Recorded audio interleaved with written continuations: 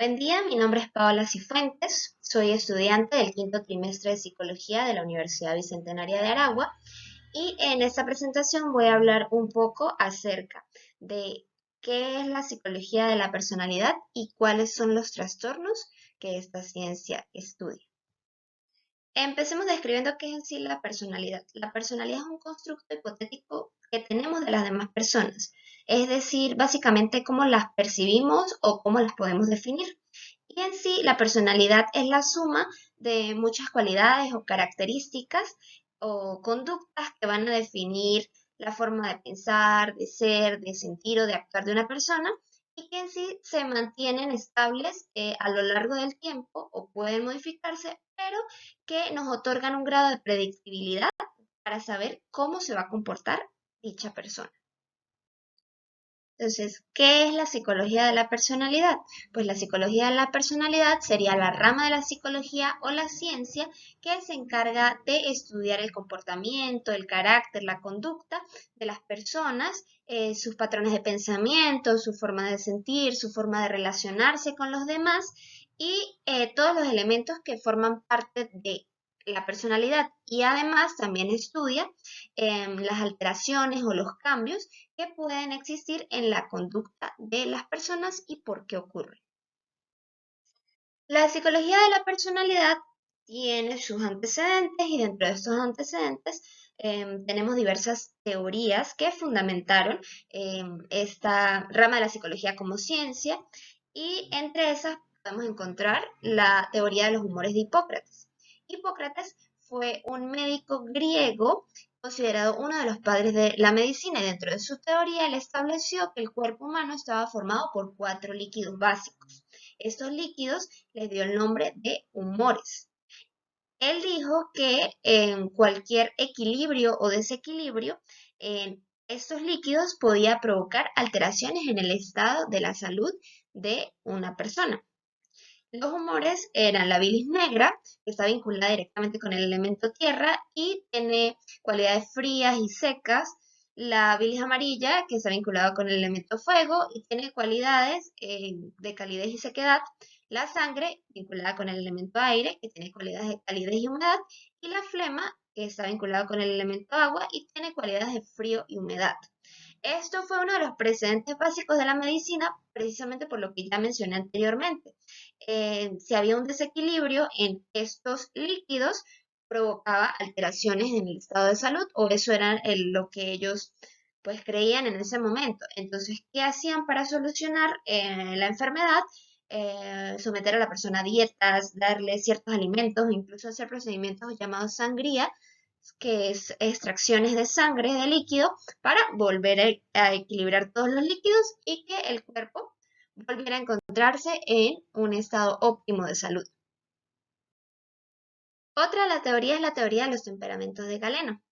Galeno es otro de los padres de la medicina y él lo que hizo en su teoría fue tomar la teoría de los humores de Hipócrates y utilizarla para definir cómo era el temperamento de las personas, cómo era su forma de ser. Entonces, en su teoría, Galeno explica que estos humores, estos líquidos, no podían estar todos en un mismo equilibrio en una persona, sino que esta persona iba a tener siempre más o menos de alguno, más bilis negra, menos bilis amarilla, y esto iba a hacer que se definiera su temperamento. Y además, entre una persona y otra jamás iba a haber unos niveles humorales idénticos, lo que hacía que se definiera la personalidad como tal y por qué estas personalidades eran distintas. Entonces, él le dio un temperamento a cada uno de los humores. A la bilis negra le dio el temperamento por nombre temperamento melancólico y él dijo que este temperamento se caracterizaba por personas que eran sensibles, creativas, introvertidas, perfeccionistas, pero que tenían una tendencia a tener un humor que pues era como con bastante tristeza, por eso es su nombre. En cuanto a la bilis amarilla, le llamó temperamento colérico. Esas personas eran definidas por ser enérgicas, proactivas, apasionadas, independientes, emprendedoras, que siempre estaban buscando hacer alguna actividad, pero su comportamiento podía ocasionar conflictos. El temperamento sanguíneo, personas alegres, optimistas, que buscaban siempre la compañía de las demás, pero precisamente por esto eran muy sentimentales. Y al ser muy sentimentales buscaban siempre satisfacer el placer inmediato y no pensaban con racionalidad. Eran como muy impulsivos. Y el temperamento flemático es lo contrario. Personas serenas, tranquilas, perseverantes, en ocasiones percibidas como personas frías y que sí pensaban mucho antes de actuar, entonces eran muy racionales en la toma de decisiones, por lo que se consideraba un temperamento de personas un poco más tímidas. Estas teorías, tanto la de Galeno como em, la de Hipócrates, actualmente ni en la medicina ni en la psicología son válidas, pero sentaron precedentes bastante importantes. La siguiente teoría es la teoría del desarrollo psicosexual de Freud. Sigmund Freud, padre del psicoanálisis, propone que el ser humano durante su etapa de infancia va a tener ciertas formas de satisfacer la libido. En los primeros años de vida va a tener ciertas etapas de desarrollo sexual y de fijaciones hacia ciertas zonas erógenas. Y en sí de lo que trata la teoría es que dependiendo de cómo se desarrolle o se resuelva esta etapa y esta fijación, va a dejar ciertas huellas o va a dar ciertas consecuencias que van a quedar en el inconsciente y se van a reflejar como tal en la etapa adulta. Él propone que existen 5 etapas iniciando por la etapa oral. La etapa oral que va desde el nacimiento hasta los 18 meses. En esta etapa, la zona erógena se encuentra en la boca y es por esto que él dice que se ve que los niños buscan morder objetos o explorar objetos con su boca. El conflicto principal de esta etapa va a ser el proceso de desete y dependiendo de cómo se resuelva pues este conflicto es que va a traer o no consecuencias en la etapa adulta. La etapa anal es la que sigue, que va desde los 18 meses hasta los 3 años. La zona erógena va a ser el esfínter anal y el control de este esfínter, es decir, pues el proceso de dejar el pañal, es que va a crear el conflicto principal de esta etapa. Y en esta etapa específica, es bastante específico, en que cómo se resuelva, esto va a traer consecuencias en que en la etapa adulta la persona va a ser una persona ahorradora, una persona disciplinada, o por el contrario, una persona derrochadora y una persona desorganizada. Y él especifica también, nos dice que no es en el ámbito monetario, en el ámbito de ahorro de dinero, sino en todos los aspectos de su vida. Posteriormente, la tercera etapa, que es la etapa fálica, que va de los 3 a los 6 años, y en esta la zona erógena principal en los genitales, pero no visto tanto desde un punto de vista sexual, sino de la curiosidad que surge de que los genitales femeninos y masculinos son diferentes y en como la forma de la sociedad diferenciar el sexo femenino y el masculino, entonces aquí los niños empiezan a percibir pues esto, además del surgimiento de la aparición de los complejos de Edipo y Electra, que es como la etapa de conflicto que hay que resolver en la etapa fálica. Y aquí pues aparece el complejo de Edipo, que es la fijación del niño hacia su madre y los celos hacia la figura paterna, y el contrario, que es el complejo de Electra, que fue propuesto por Carl Jung, y es la fijación de la niña hacia su padre y el sentimiento de celo hacia su padre. En la etapa de latencia, que va desde los 6 hasta los 12 años, no va a haber una zona erógena definida, se caracteriza como por el pudor, por la sexualidad, y en esta etapa los niños van a desarrollar sus habilidades sexuales y de comunicación. Y finalmente tenemos la etapa genital, que va desde los 12 años ya hasta la edad adulta, y aquí la zona erógena vuelven a ser los genitales, pero ya de una forma sexual, y resurge el interés sexual y ya empieza a tomarse la sexualidad de una forma adulta para en busca del placer y es más difícil de reprimir em, esta pulsión y esta fijación en esta etapa. Otra de las teorías propuesta también por Sigmund Freud es la teoría del ello, yo y superyo. Estos tres, el ello, yo y superyo, define él que son fuerzas antagónicas, es decir, fuerzas que están luchando entre sí. Entonces, como estas fuerzas luchan entre sí, esta teoría tiene un enfoque psicodinámico. ¿Por qué? Por la dinámica que ocurre entre estas fuerzas que luchan y crean un conflicto.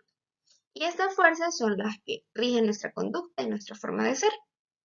El ello, como tal, es algo que surge desde el nacimiento, viene con nosotros. Es una parte, como lo dice aquí, es una parte innata.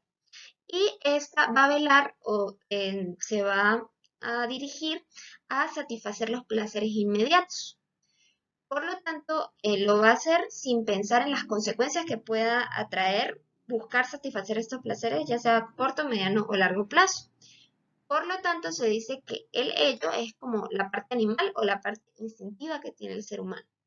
El yo, por el contrario, va a estar más relacionado con el principio de la realidad.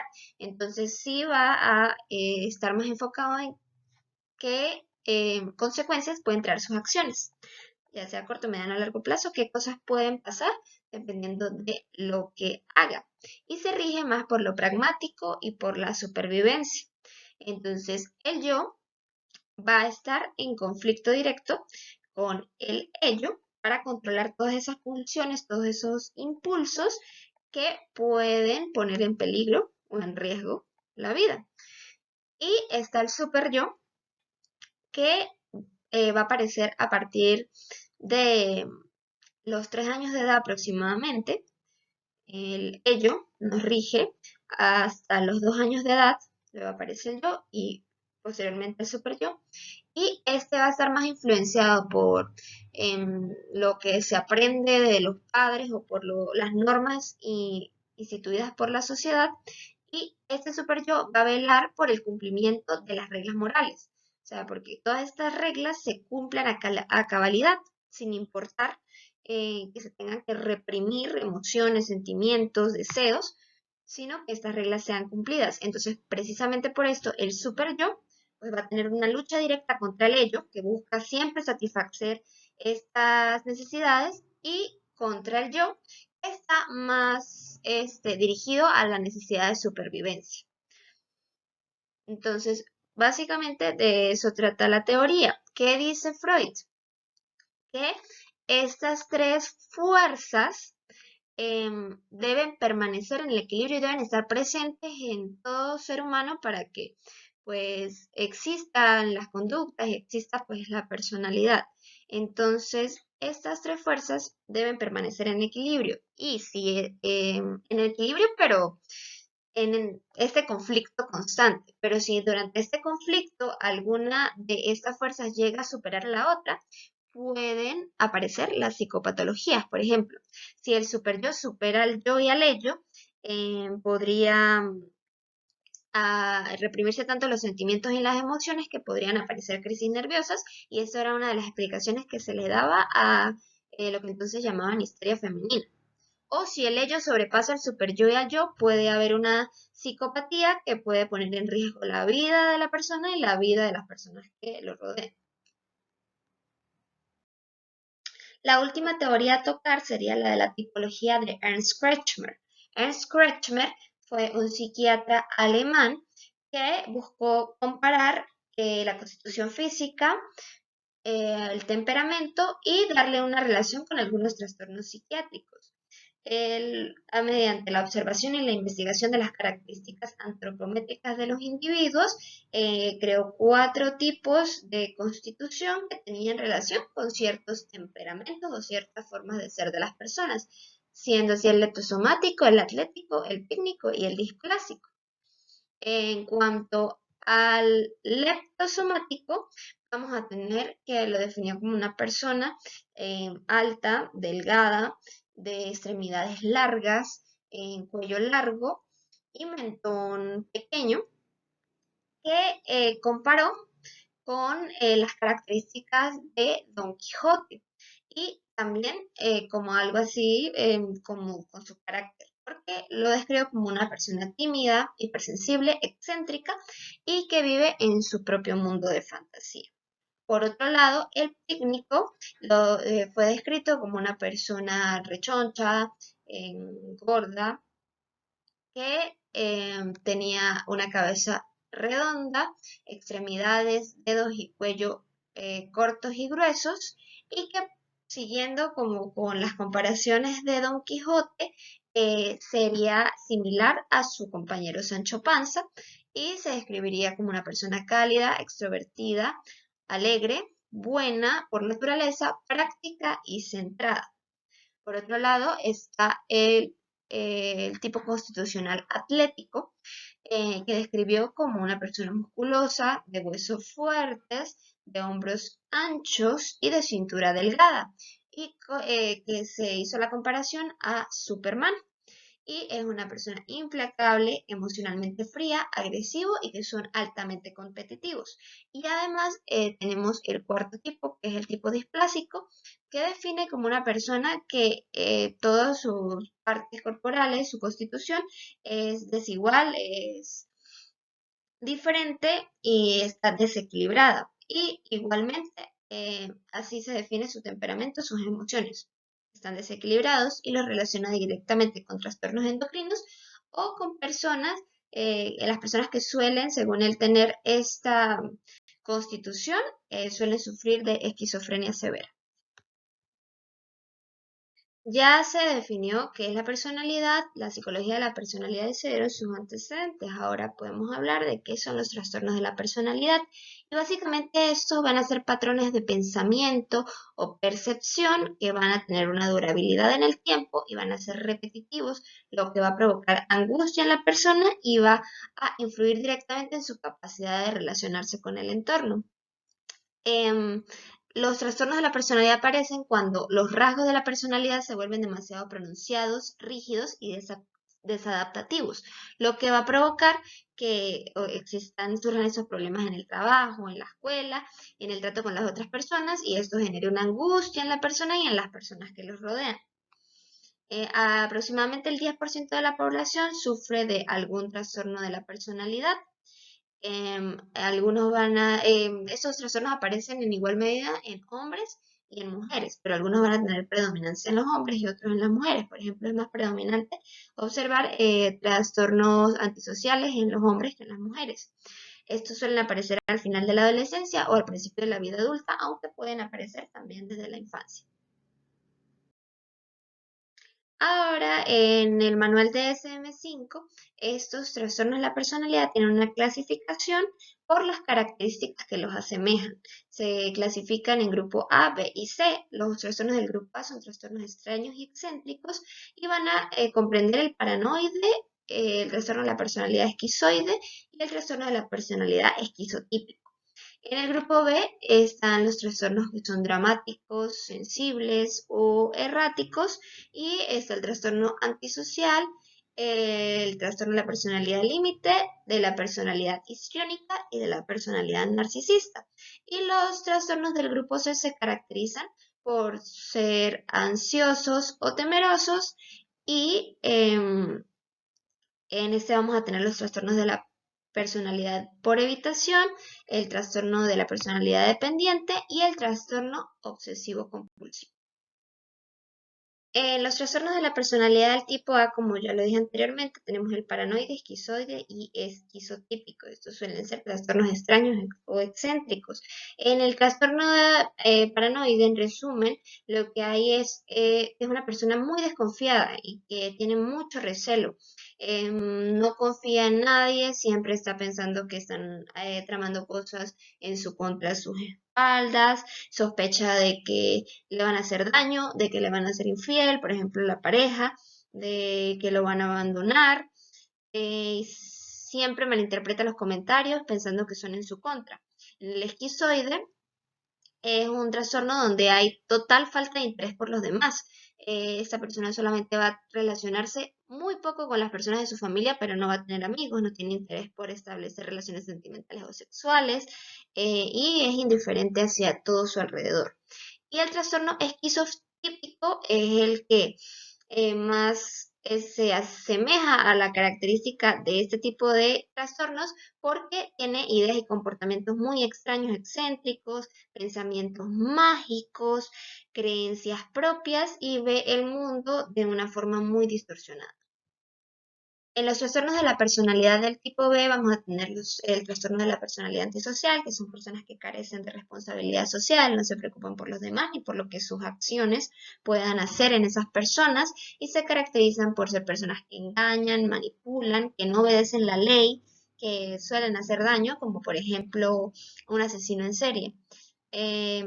Las personas con trastorno de personalidad límite son personas que sienten un vacío interior, que tienen mucho miedo a ser abandonados en las relaciones, por lo tanto evitan establecerlas y o tienen relaciones inestables y tienen muchos problemas para controlar sus emociones y un comportamiento impulsivo, lo que lleva a que estos trastornos incurran frecuentemente en el suicidio.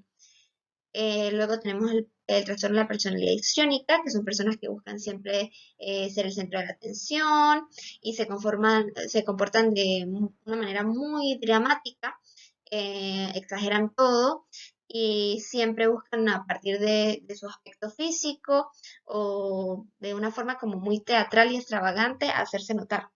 Y por último, el trastorno narcisista, que tiene una necesidad de ser admirado, de que todo el mundo le preste atención. Son esas personas que quieren ser siempre el centro de atención y carecen de empatía. No les importa dañar a otras personas para cumplir con sus objetivos.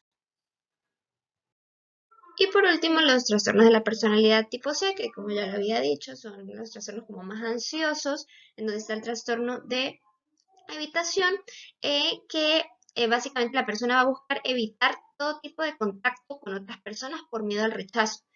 Siente que todo lo que va a hacer va a provocar rechazo en los demás, entonces siempre evita hacerlo y evita generar contactos, establecer relaciones por miedo a que fracase en este sentido.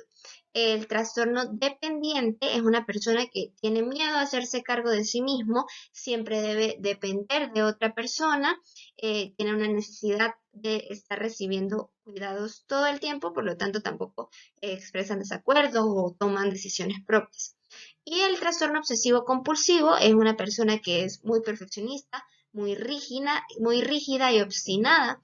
Siempre está preocupada por los detalles, por la perfección, por la organización y por sí, alcanzar esta perfección absoluta sin importarle descuidar otros aspectos de su vida. Los trastornos disociativos, por último, son trastornos mentales que consisten en la desconexión o falta de continuidad de los pensamientos, de las acciones, de los recuerdos, incluso de la identidad propia. Esas son formas poco saludables de escapar de la realidad que van a interferir en la continuidad normal de la vida de la persona. Estos suelen aparecer debido a traumas porque este escape de la realidad suele ayudar a bloquear los recuerdos difíciles. Entonces los síntomas que van a aparecer son pérdida de la memoria selectiva, una sensación de separación de sí mismo, una percepción irreal del entorno y mucho estrés o problemas para relacionarse por lo mismo.